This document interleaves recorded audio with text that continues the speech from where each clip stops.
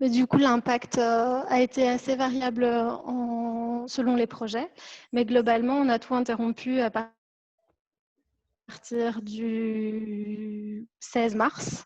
Donc, comme on fait du collectif, il n'était plus question du tout de se réunir. Donc, soit c'était possible de s'organiser via Zoom pour des réunions en interne, on a fait ça. On a fait des réunions sur Zoom et avec notre public, soit on a interrompu tout, soit on est passé via les réseaux sociaux quand c'était possible ou des webinaires en ligne.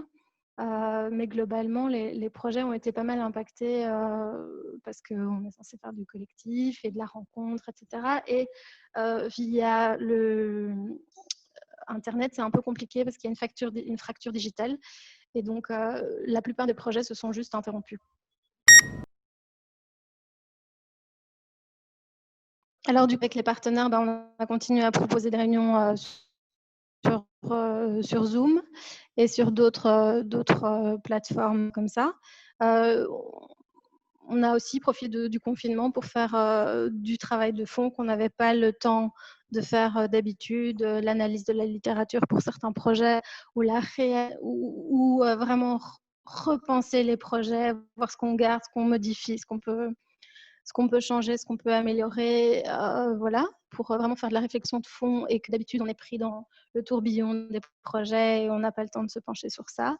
Par exemple, pour le projet Zoom Jeune, il y a eu des webinaires qui sont organisés. Donc, au lieu de faire des réunions le lundi soir au Bureau international jeunesse, là, on envoyait des liens avec des événements de Facebook où ils pouvaient s'inscrire et alors on envoyait le lien, ils participaient comme ça. Donc ça, ils ont fait ça tous les lundis.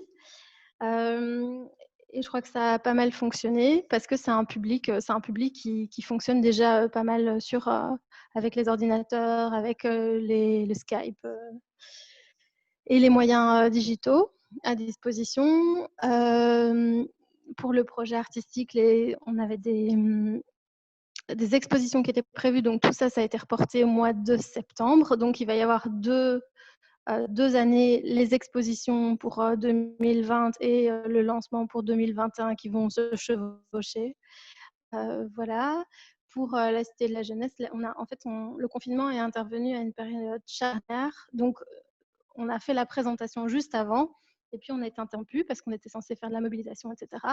Et donc, on a diffusé des idées d'activités. Comme un des objectifs aussi, c'est d'attiser la curiosité et d'essayer de faire naître ou de faire connaître d'autres choses. Là, on a profité de toutes les offres qui étaient disponibles sur les réseaux sociaux, Instagram en particulier, pour leur envoyer des idées d'activités hyper variées. Ça pouvait être un cours de yoga, ça pouvait être faire des cosmétiques maison, ça pouvait être faire une BD, ça pouvait être plein de trucs. Et donc, on diffusait, mais c'était plus du partage d'informations que vraiment des trucs que nous, on organisait par rapport à ce projet-là.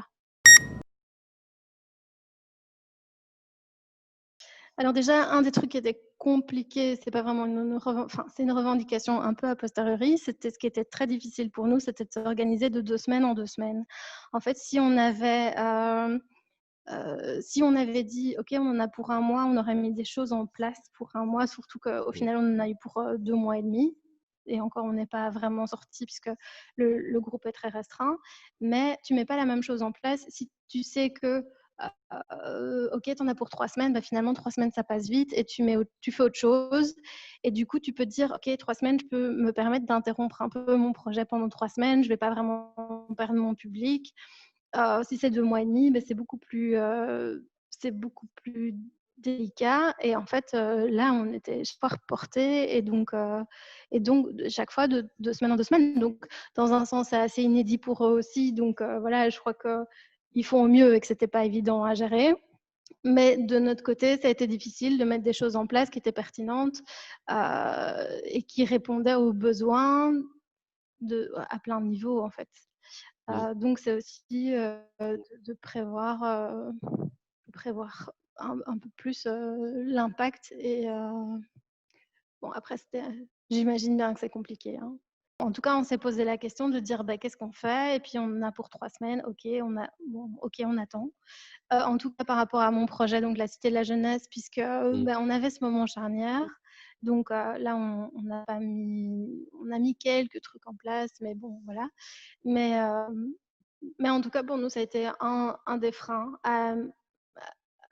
Même au brainstorming, tu vois, c'est un élément hyper important quand tu essayes de réorganiser ton projet et de réinventer, c'est de voir quel temps tu as à combler et avant de pouvoir reprendre des activités normales. Et là, pour nous, ça a été un peu compliqué à ce niveau-là. Et sinon, au niveau des revendications, c'est de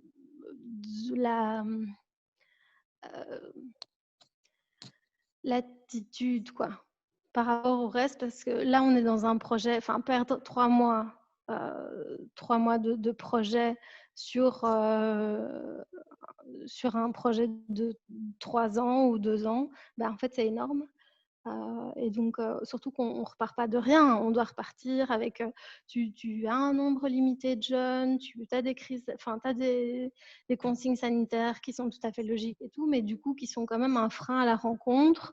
Il y a des gens qui ont encore pas mal peur de prendre les transports en commun. Donc, ben, on est censé faire de la mixité sociale, mais du coup, on va vraiment se concentrer plutôt sur le quartier. Donc ce sera plutôt au niveau des objectifs remplis et par rapport au projet, quoi. Bah, par rapport à la santé, je crois qu'un des gros problèmes, c'est les conditions de confinement qui ont été très, très disparates selon les origines sociales. Et du coup, ça, c'était vraiment problématique parce que il y a eu toute la problématique avec Adil euh, qui a fait couler beaucoup d'encre et à raison. Donc, je pense qu'il y a un truc social à l'enseignement en général, de voir comment on apprend et de voir que tu peux apprendre dans beaucoup de conditions différentes. Voilà. J'ai pas de point très précis à, à souligner, mais bon, voilà, c'est un peu un amalgame de plein de choses, surtout la différence de conditions de confinement qui m'a un peu sauté aux yeux et qui était un peu compliquée à accepter.